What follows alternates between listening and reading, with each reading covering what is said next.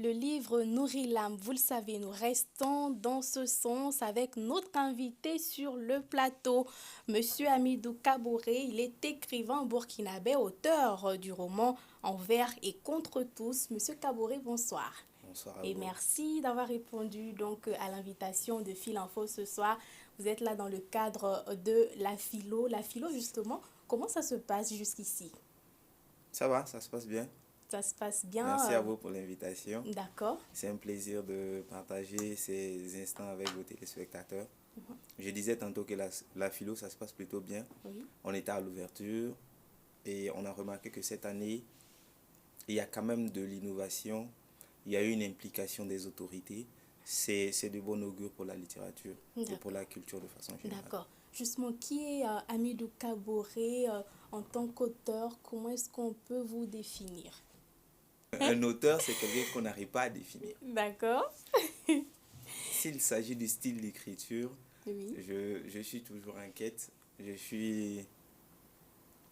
Pour moi, c'est davantage une aventure qu'un point de fixation. Ok. Je touche à beaucoup de choses, à Mhm. beaucoup de sujets, et la dynamique constante que vous allez remarquer dans ce que j'écris, c'est la recherche perpétuelle de quelque chose de nouveau. D'accord. Justement, vous avez écrit ce roman Envers et contre tous. C'est votre deuxième ouvrage après un recueil de nouvelles qui est C'est ça. paru en 2019. Est-ce qu'on peut présenter brièvement l'intrigue de ce roman? Possible. D'accord. En fait, le roman est construit sur une bipolarité.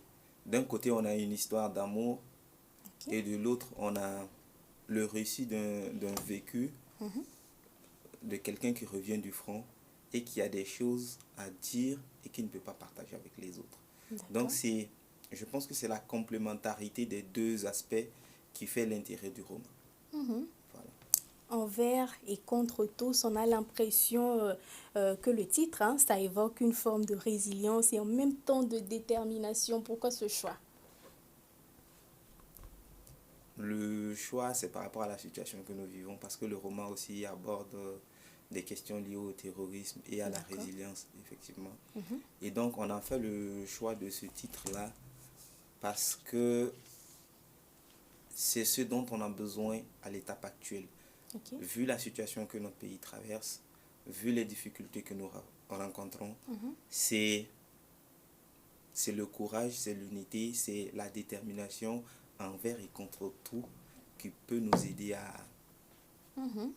à vaincre le péril auquel on fait On face. fait Donc le face. choix du titre rentre dans la dynamique de ce que nous vivons aujourd'hui. D'accord. Et quels sont les autres grands thèmes que vous abordez dans ce roman? L'amour, D'accord. déjà, parce que pour moi, l'amour, c'est la première grande forme de résilience, Ok. aimer malgré tout. Et le second aspect, il est un peu plus technique. On parle de syndrome de stress post-traumatique. D'accord. Ceux qui sont dans le domaine savent exactement de quoi il s'agit. Mhm. Et après ça, il y a des questions de cohésion sociale, Mhm. de vivre ensemble, et il y a beaucoup de petites choses en plus, D'accord. mais l'essentiel, c'est l'amour, c'est la résilience, c'est l'aspect syndrome post-traumatique.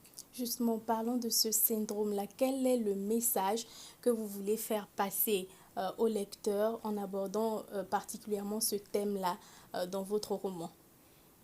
Le message principal, je crois, en fait, l'écriture du roman est partie d'un constat.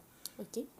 Si vous remarquez, avant 2021, 2023 plutôt, et le Oui. coup d'État, on avait l'impression qu'il y avait un décalage entre le peuple et son armée. Ok. J'ai eu le sentiment, moi, que c'était l'armée face aux terroristes et non la nation face Face au au terrorisme. terrorisme. D'accord. Et donc les militaires, c'était comme des gens qu'on envoyait juste pour se battre. Et Mhm. quand ils reviennent, on ne les accompagne pas et on ne les soutient pas assez. Mhm.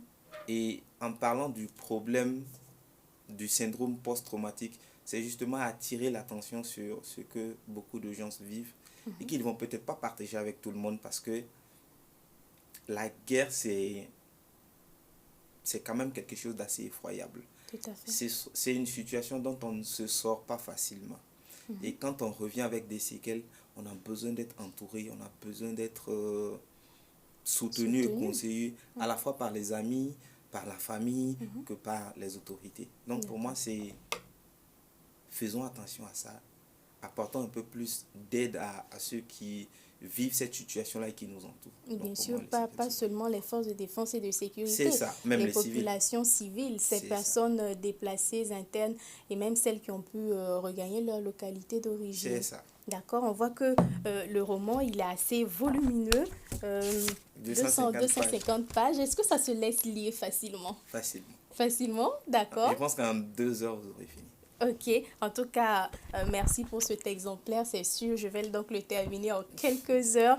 Et peut-être un mot pour terminer en rapport avec la philo. Pour vous, vous êtes à votre deuxième livre, je vais le dire ainsi. Qu'est-ce que ça représente pour vous en tant qu'auteur de prendre part à un événement d'envergure comme la philo? La philo, je pense que c'est l'événement phare au niveau national en ce qui concerne le livre. Oui. Donc c'est toujours un honneur et un plaisir de pouvoir avoir un cadre qui permet aux auteurs et aux lecteurs de se rencontrer. J'ai participé à la philo en tant que lecteur. J'ai pris beaucoup de plaisir à rencontrer des auteurs. Aujourd'hui, je suis peut-être de l'autre côté de la barrière, mais c'est toujours le même plaisir, c'est toujours la même envie de partager quelque chose avec les autres.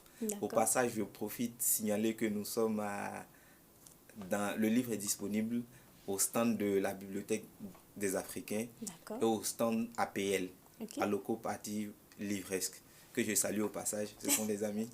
Ok, merci beaucoup, monsieur Hamidou Kaboré, d'être passé, bien entendu, sur notre plateau et nous faire découvrir, ainsi qu'aux téléspectateurs, bien sûr, ce roman Envers et contre tous. Vous l'affirmez ici qui se laisse facilement lire parce que on le sait aujourd'hui, c'est quand même difficile pour pas mal de personnes de lire. Et de tout ce que vous avez dit ici et de ce que j'ai pu un peu lire comme résumé, le message fort que je retiens, c'est que même quand tout semble s'effondrer, il y a l'amour, la détermination et la foi qui nous permettent donc de tenir debout. Merci beaucoup pour ce message fort porté dans ce roman Envers et contre tous.